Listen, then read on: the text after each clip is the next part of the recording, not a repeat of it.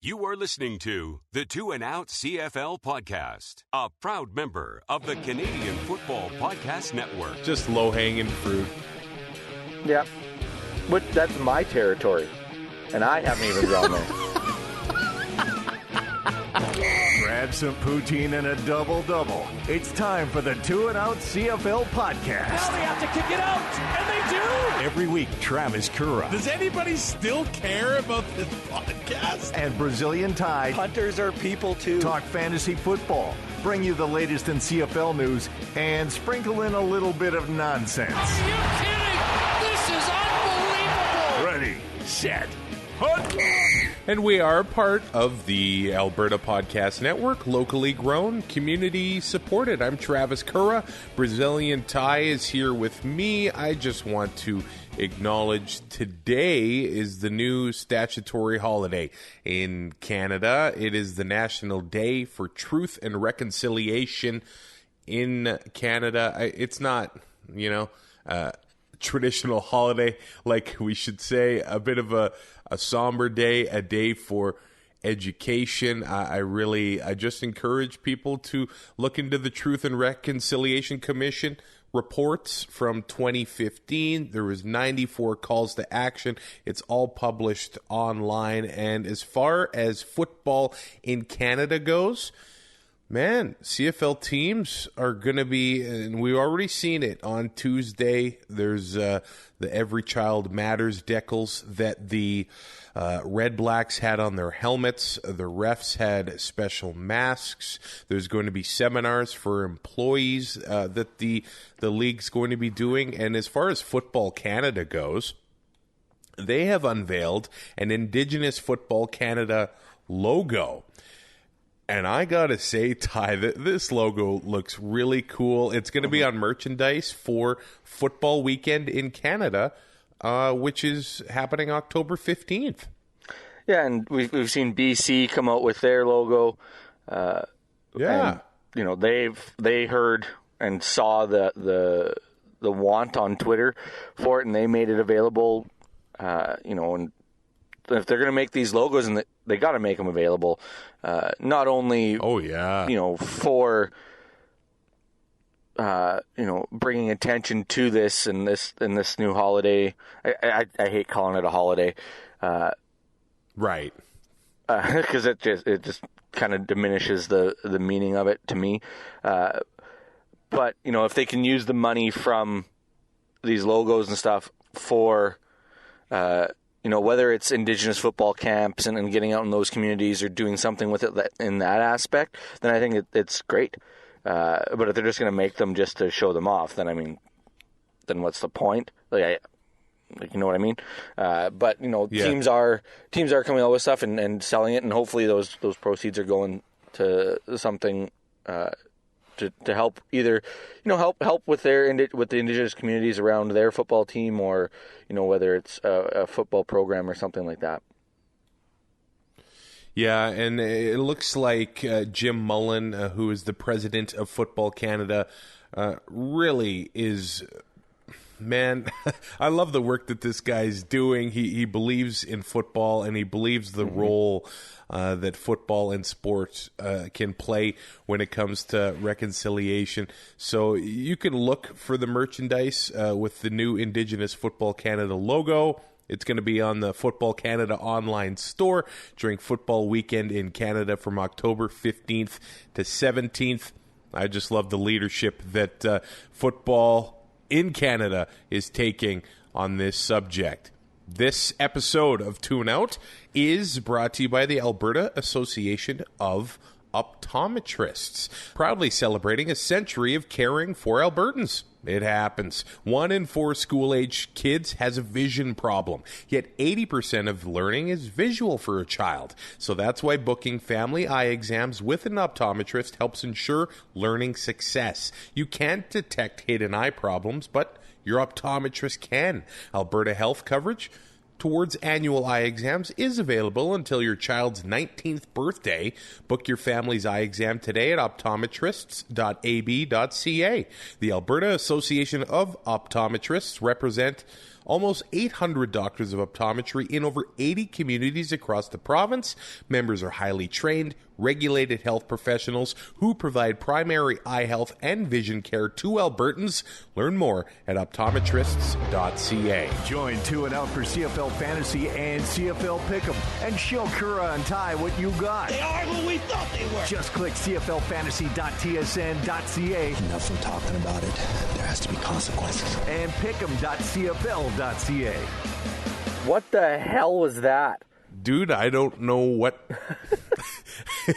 I can tell you probably 5 times it's happened this year where I have said, hey, this is the lock of the week. This is going to happen. And I might just not have to deal in absolutes anymore because the RedBlacks beat the Elks 34-24, which means they have swept the season series with Edmonton. On paper, Ty, this should not be happening to that team. Yes and no. I think with a healthy Trevor Harrison lineup, this doesn't happen again. But with Taylor Cornelius in there, it's really just a crapshoot. Again, ball security came into play. Caleb Evans in his first career start. We talk about how Ottawa's offense isn't any good, but and I'm guilty of it. But Timothy Flanders, Kenny Stafford, the new addition. How's that culture now, Edmonton? R.J. Harris able to make plays. Devontae Dedmon, in 2 aspects of the game. Like everything just lined up. Jamie Elizondo even said it was the worst football he's ever seen. Like, I almost feel like they looked past the RedBlacks. Well, look, Taylor Cornelius didn't fumble the ball for Greg Ellingson. Taylor Cornelius did not allow a punt return touchdown to Devontae Dedmon, who actually averaged 30 yards on punt returns in this game. Ridiculous. He averaged 33 yards on kickoff returns. He is an absolute monster. In 11 career CFL games, he has 4 punt return touchdowns. Mm-hmm. Mm-hmm. So, my question for you, Ty, is how did Caleb Evans not just win this job straight out of camp? That's also a great question because he got as many touchdowns on Tuesday night as Dom Davis and Matt Nichols have had all season. This is incredible. And look, maybe Caleb Evans is not, going to be anointed the franchise quarterback. Were you going to say the answer? Yeah, maybe. But there's something there. Yeah. I mean, his mobility, his arm, that kid's fun to watch. Mm-hmm. And we saw 2. Oh boy, we saw 2 young quarterbacks. I mean, Cornelius was only in his second start in the CFL. Evans in his first. Evans, the throw to the end zone for the touchdown to, I believe that was Ryan Davis in the first quarter. Yeah, and Ryan Davis threw a nice pass of his own before that. Yeah, and then you look at the way, and so like Caleb Evans, he's throwing and looked very confident. And like he said, his coaches told him just go and be himself, and do that. And then they break down at halftime Cornelius' throws, and there's just no lower body. That it's just all upper. He's not getting anything on the throws to the flat. And it's just 2 different quarters. One had all the confidence in the world from his coaching staff, and one just seemed like he wasn't there. Ottawa's defense was actually giving Cornelius fits, too. Yeah. In the backfield, they were all over him. Evans didn't really have to deal with that as much for parts of the game. Like, let's be clear, all 3 phases of Edmonton's game, or if you're talking to Davis Sanchez, 4 phases of the game. Because Davis Sanchez doesn't know what he's talking about. In there as well, but Edmonton they didn't look existent anywhere. No. Like, it's 14-0 Ottawa 5 minutes into this game. Yep. And it was done by their offense. Mm-hmm. And, I mean, when their offense is starting on, their 49 or 50 every single drive, you're putting your team in a position to succeed. They were all over Edmonton right from the beginning. Can Sean White punt? I think he can. Because it can't get worse than Hugh O'Neill. Even him pretending to go after Dedmon on the return was hilarious to me. But like that defense was able to get to Cornelius and get in his face. They forced him to take an intentional grounding penalty, which you don't see a lot in the CFL. Some big losses. They made some really big stops on second down. Granted, the Elks defense in the second half, I mean, this game could have been a lot uglier. They were able to make some stops too, but I mean, Cornelius just didn't have a lot of time and still amassed 334 yards through the air. And I mean, they were playing from behind a lot. Still turned the ball over twice, but had 3 touchdowns. But like, yeah, those are the passing yards are great, but I mean, the way that first half went just didn't lead a lot of excitement for me, like, or even confidence in this Edmonton team. Like, they did nothing right. We're in week 9 of the CFL season. The Montreal Alouettes, the Calgary Stampeders, the Edmonton Elks, and the Ottawa RedBlacks all have 2 wins. Yeah. I don't think a crossover's happening. I think the crossover's very much in play still. At least that's what Calgary and Edmonton are hoping with the way Montreal's been playing. Yeah, they're hoping for a crossover, but all of a sudden it's going to be the other way. What has to happen in Edmonton? They need to fire Elizondo. And I don't know. You mentioned last night when we were talking about Chris Jones. Chris Jones coming in there, well, they'd have to, pay a penalty to get him from Toronto. But is there any money left in the coach's cap in Edmonton? Look, I know that continuity is a big thing for a team's success, but I don't know if continuity is going to help this Edmonton team. Yeah, I mean, we've seen it in other sports where coaches just kind of, they're in the muddy middle and never really get anywhere, but everybody's like, well, it's continuity. Well, if nobody's improving and you're not getting any better, then it's not working. I know it's only been 7 games, but this is bad.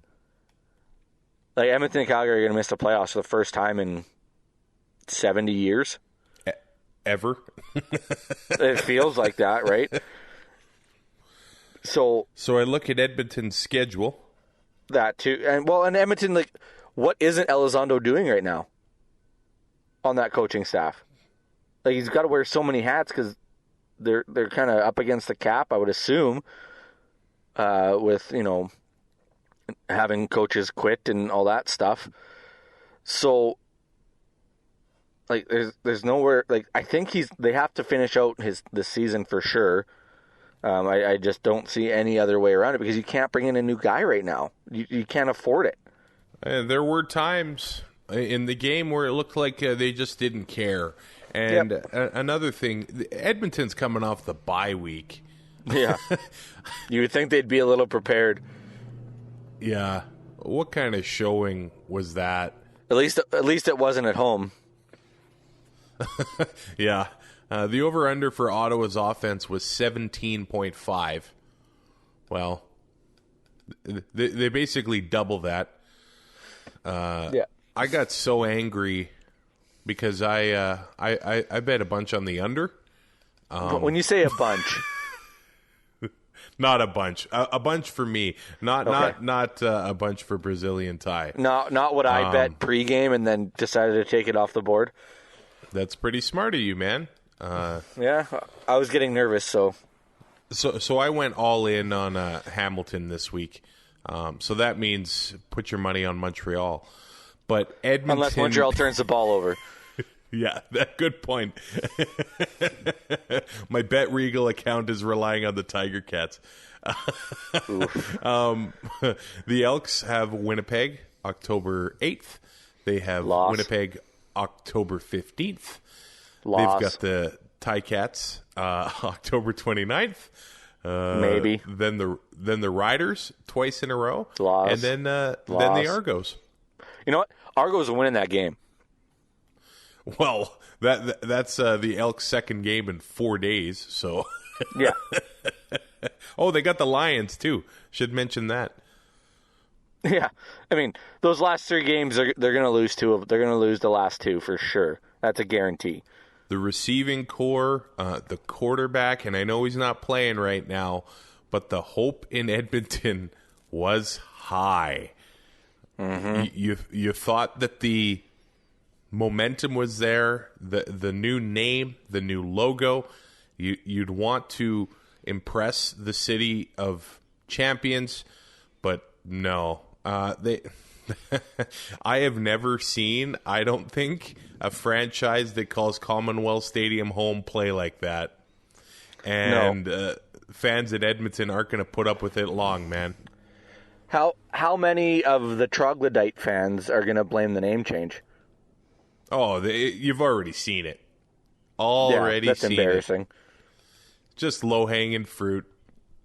Yeah. But that's my territory. And I haven't even gone there.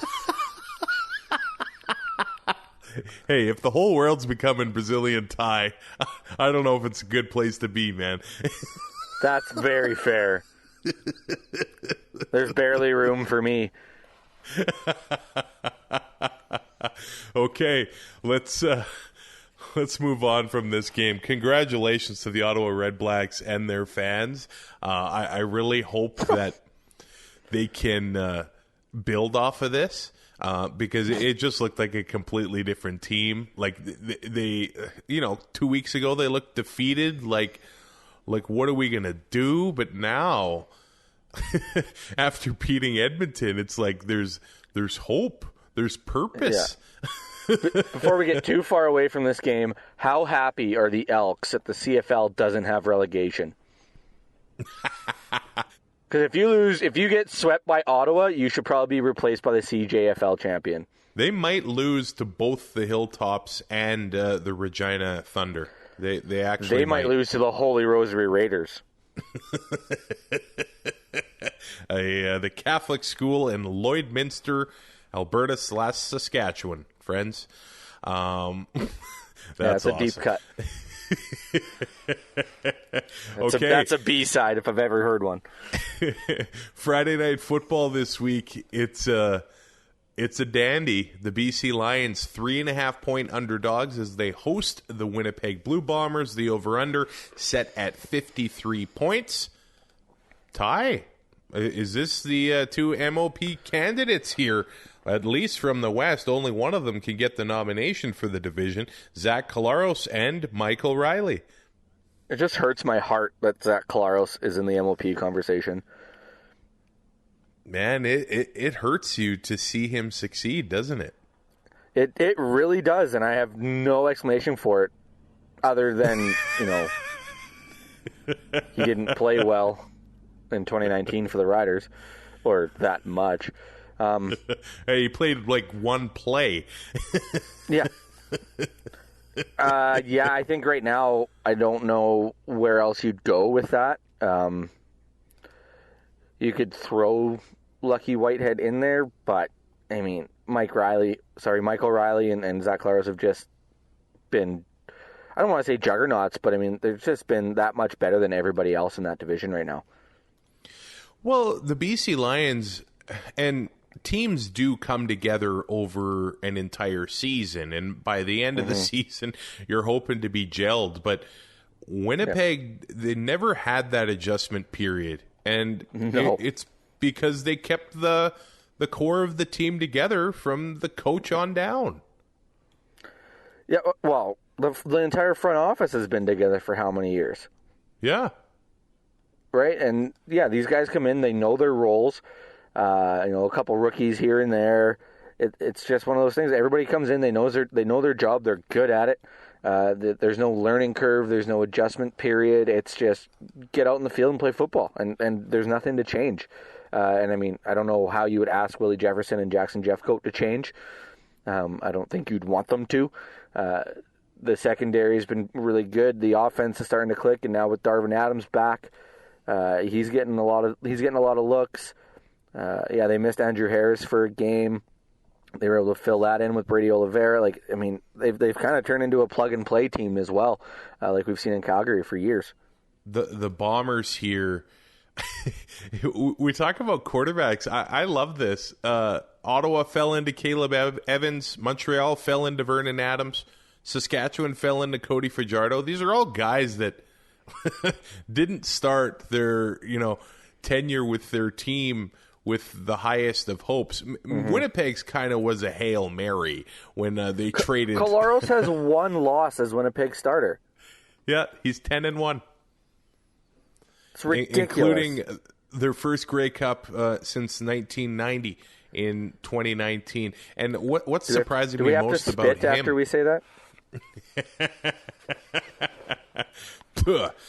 What's surprising me most about Collaros right now, he leads the leagues in completions over 30 yards with 14 of them. Is that through the air? Because I bet you a lot of those are yak. Well, he's still leading the CFL in that department, and he's been making beautiful throws to Kenny the King and Darvin Adams and Rasheed Bailey, and those weren't happening in Saskatchewan when we saw Collaros before landing in Winnipeg, and he wasn't doing it in 2019 really because in 2019 they didn't need to. They either. Didn't. No. That whole offense was centered around Andrew Harris and to a point Chris Streveler coming in and giving a different look. This year with Andrew Harris hasn't been the Andrew Harris that we've seen in years past, maybe, with the supply chain breakdowns that we've had over the last year, he's not able to get his supplements. So that might have something to do with it. But, I don't want to say they're relying on the pass, but they're able to use the pass a lot more effectively than they had in the past. Winnipeg's been giving Harris 18 yards a carry, or 18 carries a game over the last little while. So he's still getting used. He's still a big part in this offense. I'm fascinated to see what happens in this game because BC's been trying to hit the home run all season long, and it's going to be about getting Lucky Whitehead going. And it appears that DeAndre Alford, I don't even know if you can call him a rookie cornerback anymore because he's been getting the tough assignments all season long. Yeah. And he's stepped up to the task, and it looks like he's going to be on Lucky Whitehead in this game, and that's going to be a matchup to watch, Ty. That'll be lots of fun. Lucky Whitehead, total game breaker, right? Alford, like you said, has been matched up against the tough assignments in every game. It's almost like he's a 7-year veteran now. It's almost like he's aging in dog years with the matchups he's had. So, that matchup could either be. I don't see a lot of middle ground there. I see either Whitehead, putting up 100 and a touchdown, or Alford being able to shut him down and maybe like 30, 40 yards. That being said, if you shut down Lucky Whitehead, that leaves a lot of other options open for Michael Riley. And when you have Michael Riley at quarterback, he doesn't have to focus just on one guy. You can see Brian Burnham having a big game. It all comes down to matchups in that secondary, and the Bomber secondary is pretty good. But if there is a quarterback in this league that can possibly pick them apart, it would be Riley. And Lucky Whitehead, this is his first game against the team that he got his start in the CFL with. And he's already got more receiving yards than he had with Winnipeg in 2019. And there were moments in that season when he was a healthy scratch. There ain't no such thing happening with Lucky Whitehead in 2021. No.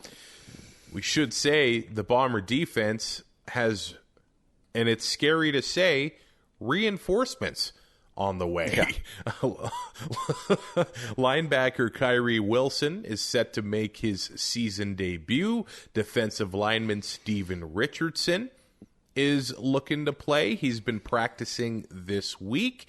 At times this season, the Bomber run defense has shown holes here and there, and Richardson being back on the D-line will shore that up. But really, BC's run offense hasn't been there. I can't see it starting this week. No, not against this Bombers D. And like you said, with Richardson coming back, they have shown holes, and that we've talked about before. Without Drake Nevis, the center of that line is a little weaker than it was. And if you can run up the middle and get away from Jefferson and Jeffcoat on the outside, then, I mean, you're going to have opportunities. But if they have somebody there to force the running back into the middle, and they have somebody there who can make the plays, that just shuts everything down. And BC's run offense last week, I mean, between Cooper and Butler, what they have, 7 yards? Yeah, it wasn't pretty. It was atrocious. So I don't see it being any better, and Michael Riley's going to have to depend on the pass. Lamar Durant has been limited in practice this week, trying to work back from that groin injury. He'd be a welcome addition to the Lions offense, but there's some injury issues happening in the Lions secondary, which has been a strong point with this team. Keontae Harden hasn't been practicing, dealing with a hamstring issue. Marcus Sayles, former Winnipeg Blue Bomber, dealing with a calf issue, hasn't practiced as well. Ty, I asked you last week if the interception streak would continue. Is it going to continue this week? Ooh. I think the smart money is on no. So I will say yes. Yeah, that's probably I fair. like to live dangerously. The way the season is gone, nothing makes sense. Yeah. This is bizarro world. I will not be surprised by anything anymore. No. Until next weekend when Ottawa wins again. Nope. The Hamilton Shut your mouth. Cats are 2.5-point favorites over the Montreal Alouettes. The over-under at 48.5. You want to talk about reinforcements for teams? The Ticats got reinforcements on the way. Braylon Addison has finally been added to the active roster. He's not played this year, and that can be a big spark to a receiving core for the Ticats that has been injured and inexperienced so far this year. And it could also be a pretty big boost to your fantasy lineup. He does average 21.2 against Montreal. Holy man. Yeah. But, like you said, Braylon Addison, Brennan Banks, Jalen Acklin, like, those three are a pretty good receiving core, but with everybody being so banged up, it's been really hard for Hamilton to get any continuity, it seems offensively. David Watford not exactly lighting the world on fire with the passing game, but he's able to be mobile out of the backfield, and he's able to scramble and find ways to throw the ball. And he's not throwing it for large amounts, but I mean, he's getting wins, and right now that's what the Ticats need. And it's just one of those things. Yeah, if they can keep adding, they've had guys step up and fill these holes, but if Braylon Addison's coming back, I mean, somebody's losing their job. Jeremiah Mazzoli is still limited in practice, so you'll have to wait to see who the Tiger Cats are going to announce as their starting quarterback. As for Montreal, man, there's some things going on there right now. They ended up replacing their defensive line coach, Todd Howard. Greg Quick does have CFL experience. He is now the defensive line coach. They've also announced Byron Archambault. He's the team's director of national scouting. He's becoming a defensive assistant now.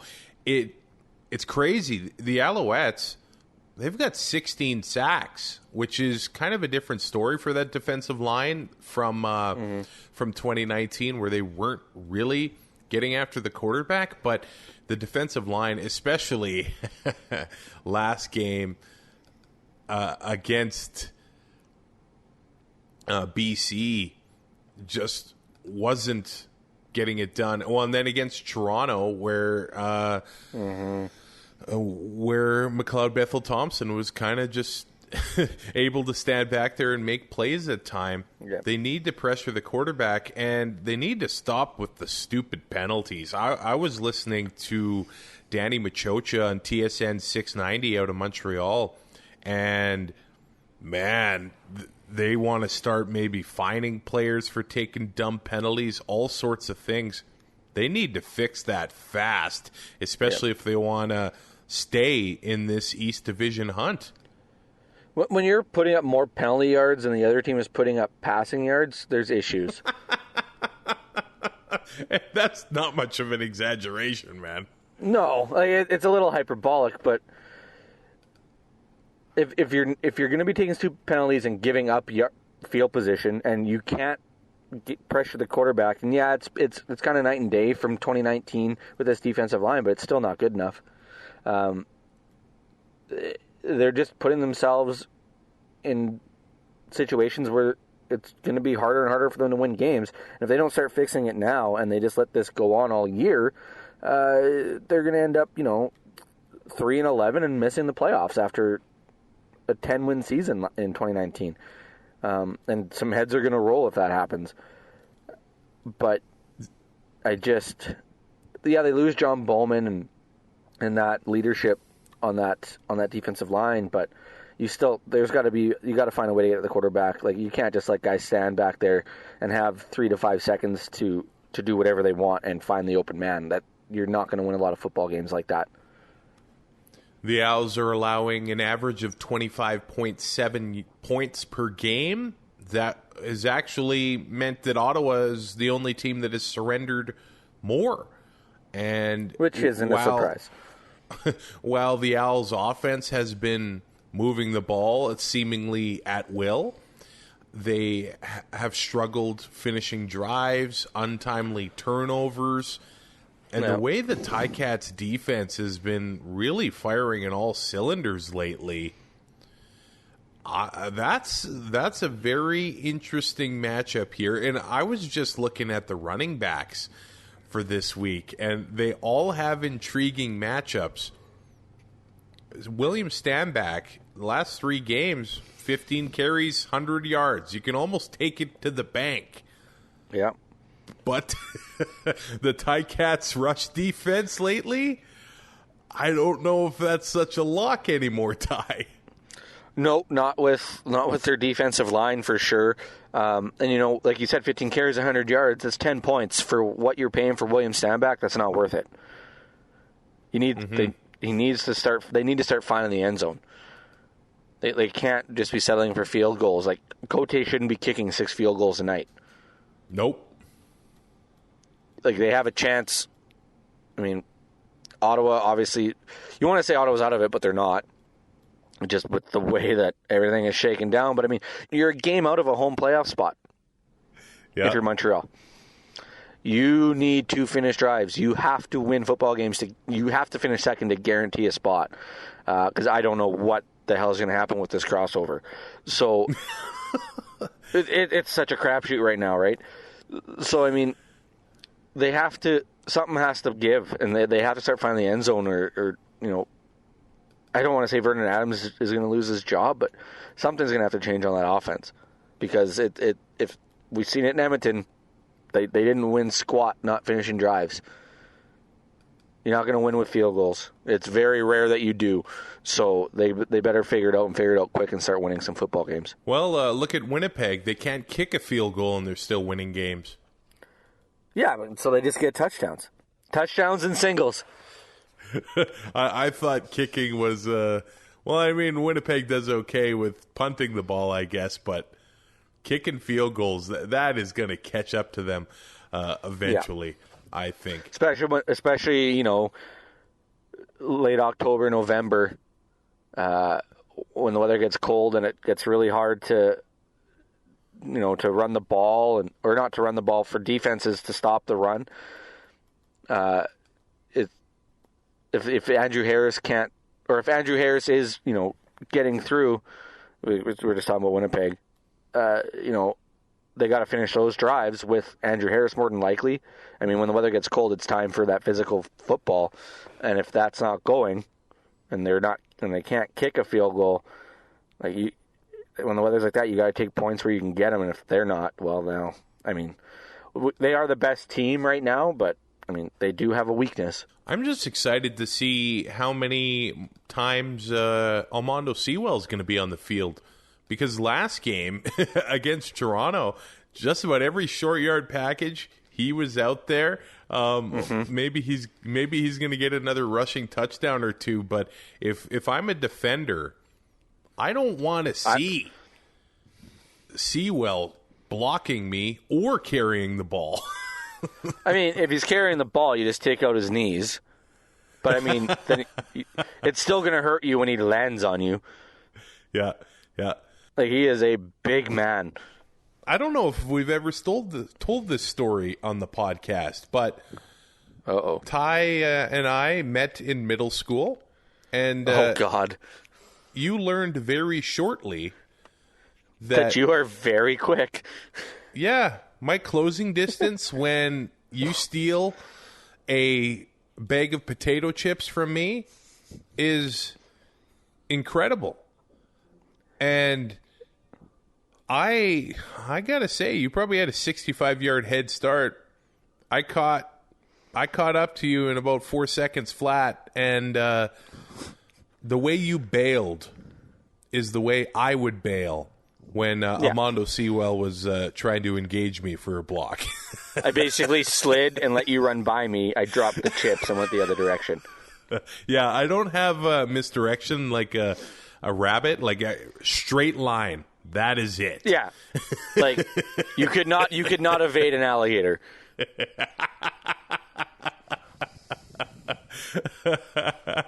Oh man. Yeah. Those were the days when I could chase down potato chip bandits. And we would have your mom bring us hot dogs for lunch from Sev. It was the greatest. Those were the days. Yeah. What a time to be alive that was. The Calgary Stampeders are 3.5-point underdogs against the Saskatchewan Roughriders as the Riders visit McMahon Stadium on Saturday night. The over-under set at 49 for this one, and the practice report not looking pretty for the Calgary Stampeders. Royce Mechie is out for the season after undergoing surgery, and he has been a valuable part of that team's secondary. Was the starting safety, ended up suffering a bicep injury against the Hamilton Tiger Cats, but Kamar Jordan hasn't been practicing this week with that hamstring issue. Oh, good. The amount of stuff that Calgary's gone through this year with Bo and injuries to the defense and the receiving core has just been, we never really seen it. Like, we've seen Bo go down, but, I mean, they had Nick Arbuckle there, and the receiving core, you didn't have to do much to have success. You just had to put the ball in their hands. But Mechie goes down now. Kamar Jordan is sat out practice. He's been in and out. It's just the consistency in that receiving core right now isn't lending itself to a lot of success. The defense gets a lot weaker without Mechie in it. Bo is quote unquote healthy and playing, but it's just getting tougher and tougher for them. And it's not like they're doing it to themselves. They're not shooting themselves in the foot. They are to a point. That's because it's guys that they're not used to having in those positions. So it just gets tough. We've said that they've been plug and play for the last 4 or 5 years, where guys just seem to come into that lineup and succeed, and that's just not happening this year. Coming off the bye week, Bo Levi Mitchell has been anointed the starting quarterback, but Ty, I have to imagine the leash is growing shorter and the times get more and more desperate. Yeah, there is maybe the Stampeders start looking towards the crossover as their playoff opportunity here, but I have to think if the struggles happen early in this one, I don't think Dave Dickinson's going to wait until 2 minutes left in the game to get Jake Maier in there. Yeah, I kind of agree with that. I mean, it is a division game. You get the 3 wins, you still have a chance to catch Saskatchewan. You drop to 2-6, and it gets a lot tougher. So these division games, I mean, they mean that much more. That I think if Bo is struggling early, I think we might see Jake Maier come in. Well, 3 of the next 4 weeks are against the Rough Riders for the Calgary Stampeders. I mean, if they win 2 out of 3. Oh yeah, like they're right back in it, and there's no reason they can't. Yep. I'm not going to write any team off in this season anymore. I've learned my lesson. Except for Edmonton. Oh yeah, I've got a new team to hate now. Dude, like our download numbers are basically number 1 in Edmonton. So be careful, man. Don't worry. Actually, I think they're downloading to hear you crap on their team now. I think they're just expecting it, yeah. Like, I mean, if I don't, I think we're going to disappoint a lot of people. So early on in the game against Ottawa, I tweeted updated CFL power rankings. Number 1, Winnipeg. Number 2, Saskatchewan, BC, Calgary, Toronto, Hamilton, Montreal, and Ottawa. Number 42, Edmonton. And the replies I've gotten, I should mention, had a tweet from RedBlacks Shellac, and saying that Edmonton's actually number 43. The Schooners are 42. I think they might be 44. Laval would probably be third, actually. But a shout out to Joe saying that Bishop Sycamore has to fall in at about number 41. So, like right now, Ryan Gosling from Remember the Titans would help that defense. See, what a team! And he was a complete liability on the defensive side of the football. They basically have 2 Aaron Grimes. Nothing but Remember the Titans and the Gridiron Gang, because those are the only football movies you need to watch. Okay, and The Waterboy. Never seen it. You've never seen Waterboy? No. I feel like we need to cancel the rest of the show. Good, I can still get 20 minutes of sleep before I go to work. On the Saskatchewan Roughriders side, Craig Dickinson has something in common with Grandpa Miller. And that cannot be good. One of the most beloved coaches in recent Rough Rider memory anyway. There hasn't been too many of them. But... What, no, people didn't like Danny Barrett? Hey, Mr. 9 and 9, you got to love it. Dickinson and Miller are the only 2 head coaches in Rider history with 18 wins in their first 25 regular season games, which is just a testament to the greatness in Rough Rider football history. It doesn't take much to rise in the Rough Rider ranks, because there has been a lean, 97 years in the team's history. Saskatchewan goes through 2 droughts. Like, it's either a rain drought or it's Riders. And when both of those hit on the same year, it is a tough year in Saskatchewan. I can't believe we're coming up on 8 years since 2013 already. Time just flies by, man. I'm still recovering from that Grey Cup and the frostbite. Shaq Evans is still a few weeks away. He was at practice, kind of jogging on his own. Maybe they're going to look to get him back after the bye week in a couple of weeks here. And Nick Marshall and Luches Purifoy, they weren't practicing on Tuesday. Craig Dickinson called it vet days. Man, I need some vet days, Ty. when you say it like that, it makes it sound like you're a horse.